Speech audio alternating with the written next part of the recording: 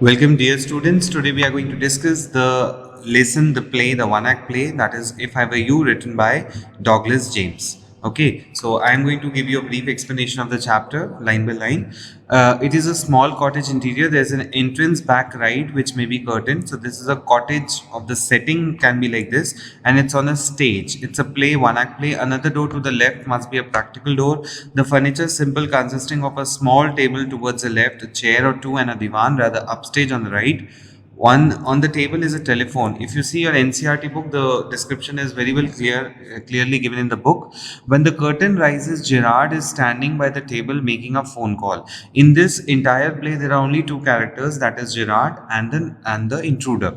He's of medium height and wearing horn-rimmed glasses. He is dressed in a lounge suit and a great coat. His voice is cultured, so he talks in a very cultured British accent. Okay, he's wearing a lounge suit, he's wearing a simple kind of a suit, and there's an overcoat. He says, well, tell him to phone up directly. I must know. Yes, I expect I'll still be here. You mustn't count on that. In about 10 minutes time, right ho, goodbye. He's about to go somewhere. Okay, he says that you must not count on that. I'll be there in 10 minutes.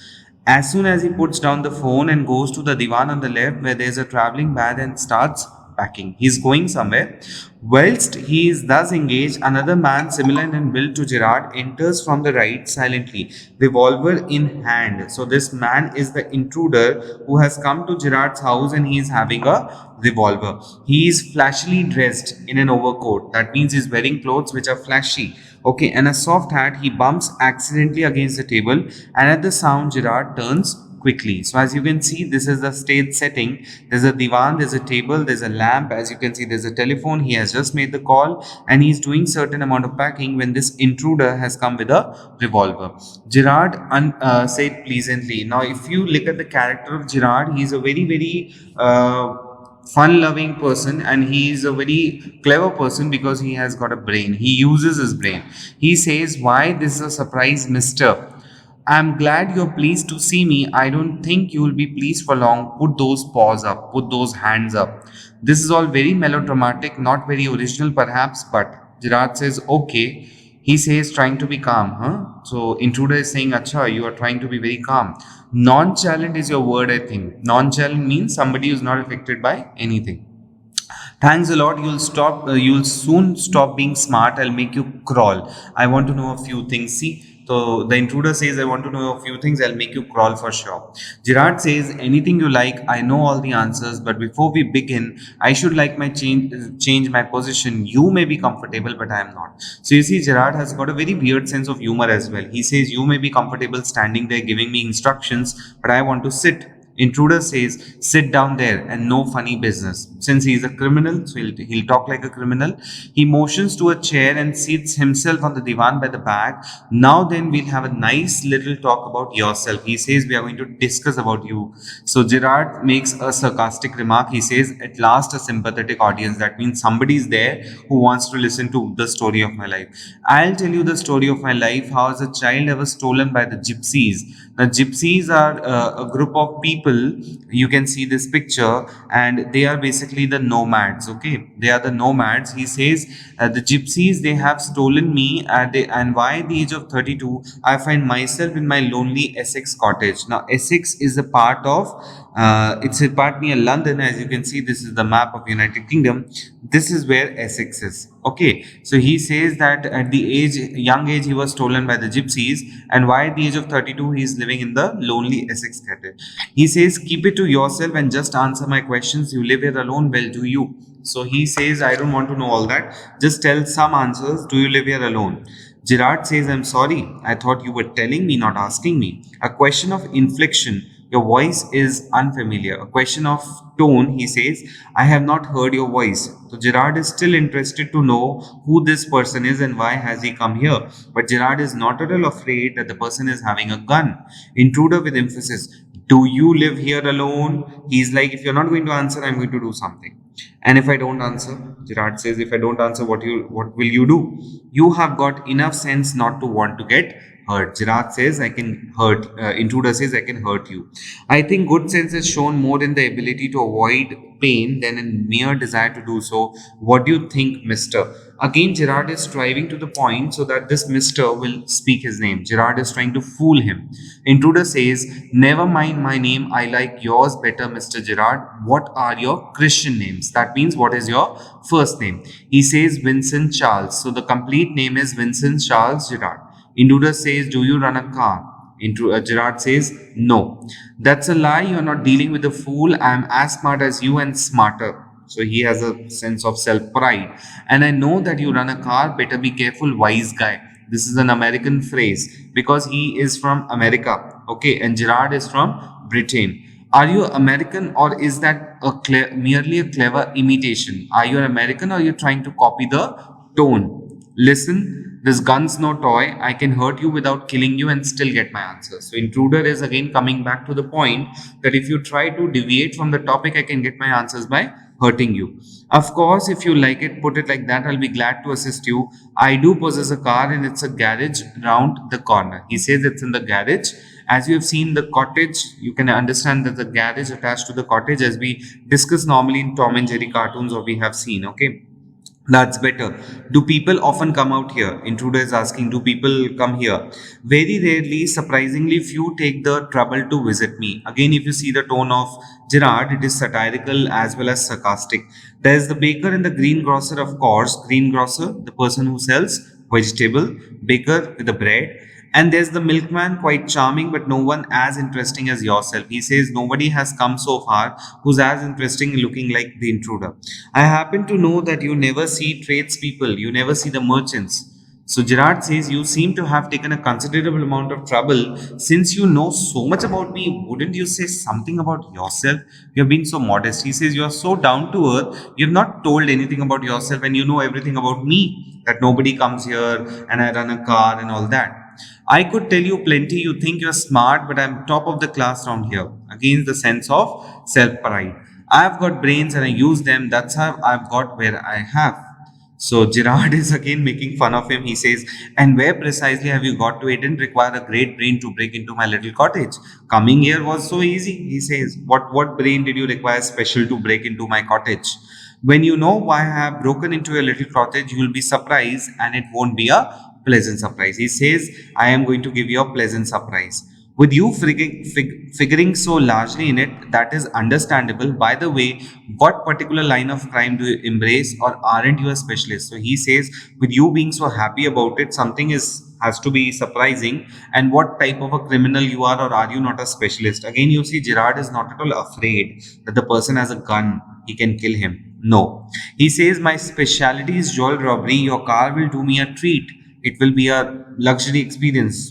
It's certainly a dandy bus." Dandy bus, again an American expression for a fancy vehicle. "I'm afraid jewels are few and far in the wilds of Essex." Essex is not a place where many rich people live, so you will not find any jewelry here. So he says, "So are the cops, the police." Okay. "I can retire here nicely for a little while. I can retire here, I can stay here." "You mean to live with me?" So Gerard says, "You want to live with me?" "A trifle certain. It's a small issue, but you have not been invited." So intruder says, "You won't be here for long, as I didn't trouble to ask." He says, "I didn't trouble to ask because you are not going to be here." Gerard says, "What do you mean?" So he says, "This is your big surprise. I am going to kill you." Now, "this is your big surprise" is an important dialogue said by two people. Okay, you will come to know how. He says, "A little harsh, isn't it? Zyada nahi ho gaya?"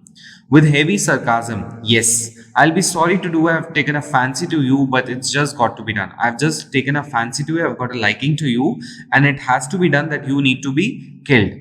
So Gerard says, "Why add murder to your other crimes? It's a grave step you're taking. It's such a big step you're taking. Why do you want to be a murderer?" Intruder says, "I am not taking it for fun. I have been hunted long enough. I wanted for murder already, and they can't hang me twice. They cannot punish me twice for the same crime. I've already done one murder, and today I'm going to do the second." He says, "You are planning a gratuitous double." He says, "You are planning an unnecessary double, so to speak. Admitted you have nothing to lose, but what have you to gain?"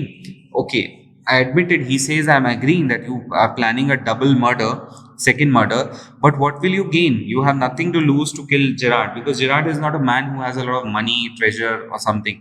He says, I have got freedom to gain. As for myself, I'm a poor hunted rat. As Winston Charles Gerard, I'm free to go places and do nothing. I can eat well and sleep and without having to be ready to beat at the sight of the cop. Now, this intruder has made a plan that he's going to kill Gerard and he's going to become Gerard. Okay, and he will take his identity and roam about and he thinks he will be free. Gerard says, in most melodramas, the villain is foolish enough to delay his killing long enough to be frustrated. You are much luckier because in melodramas in the theater, they show this. He says, I'm okay. I've got a reason for everything. I'm going to be Vincent Charles Gerard. See, I've got to know what he talks like now. I know. That posh stuff comes easy. Posh stuff, that is the way the Britishers speak. This is Mr. V.C. Gerard speaking, pantomiming or phoning, pantomiming, aping or copying in imitation cultured voice. And that's not all. He stands up. Get up a minute. Gerard stands. Now take a look at me. He says, look at me. He says, you are not particularly decorative. Gerard says, you are not good looking. No, well, that goes for you too. I'm only going to wear specs and I'll be enough like to look to get away with it. So he says, since I look like you, I can just wear your spectacles and I will be Gerard now. What about your clothes? They'll let you down if you're not careful. Gerard says, I wear very good clothes and your clothes are so dirty. That's all right. Yours will fit me fine. He says, I can wear your clothes. That is extremely interesting, but you seem to miss the point of my remark. I said you are much luckier than most melodramatic villains. It was not a tribute to your intelligence. You won't kill me for a very good reason. So Gerard says, even if you kill me, you're not going to do it for a very good reason. So that's what you think. Intruder says, that's your problem. So Gerard says, you let me go and thank God you didn't shoot sooner. So Gerard says, तुम मुझे जाने दोगे and you will thank God that you did not shoot sooner.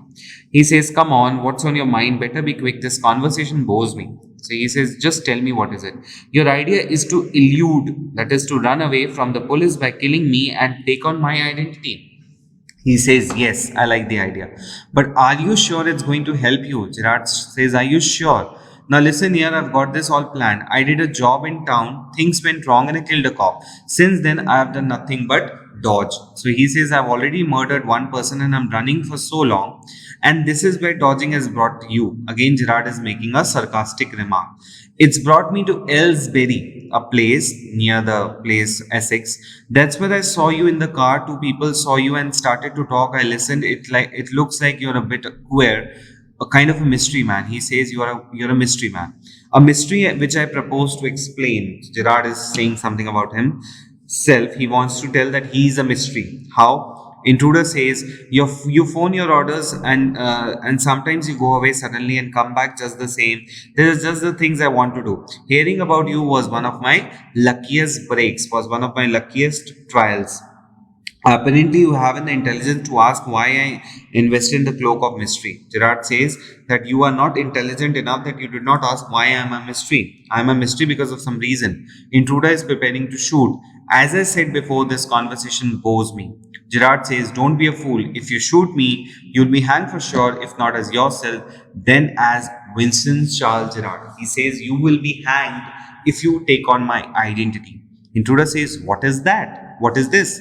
This is your big surprise. Again, the dialogue is repeated. I said you wouldn't kill me, and I was right. Why do you think I am here today and gone tomorrow and never see tradespeople? You say my habits would suit you. You're a crook. You're a fool. Do you think I'm a Sunday school teacher? You think I go to the Sunday school and I teach the children there?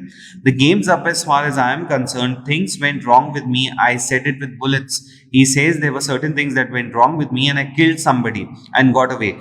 Unfortunately, they got one of my men. He says I'm a gangster. I'm a member of the gang, and you've and found things the fool should have burned. He has found some evidence. Tonight, I'm expecting trouble. My bag's packed, ready to clear off. There it is. He says, "See, my bag is already there."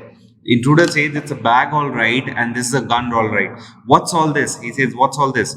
That's a disguise outfit, false mustaches and whatnot. Now, do you believe me? He says you can go there and see the mustaches and the kind of dress up he has.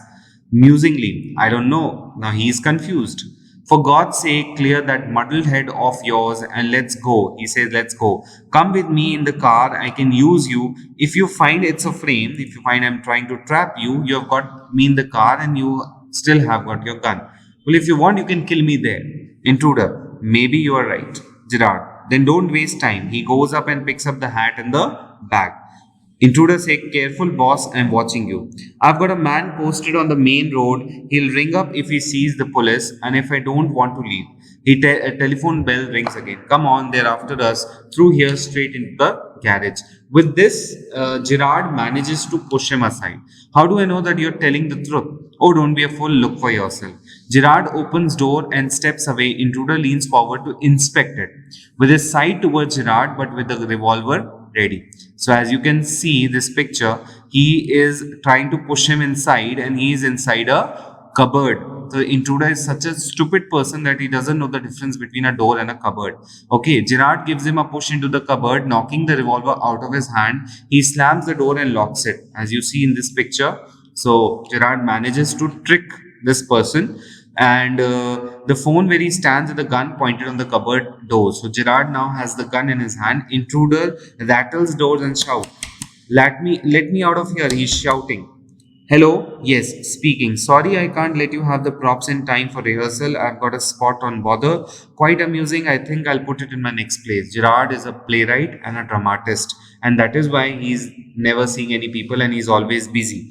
Listen, can you tell your friend, the sergeant, policeman, to come up here at once? You'll probably find him in the public park. So it is a very interesting play, and I hope you like the explanation. Thank you, dear children. Thank you.